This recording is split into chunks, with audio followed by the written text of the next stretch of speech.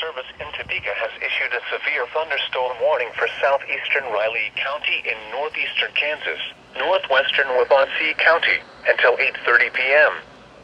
At 7:57 p.m., a severe thunderstorm was located 7 miles northwest of Holland, moving east at 30 miles per hour.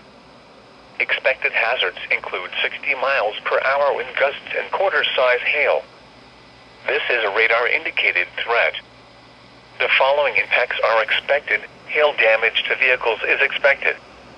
Expect wind damage to roofs, siding, and trees. Locations impacted include Alma and Volland. This includes Interstate 70 between mile markers 316 and 328.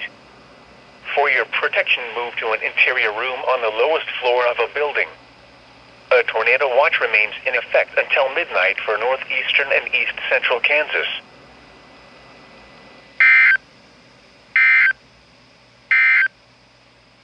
The National Weather Service in Topeka has issued a flash flood warning.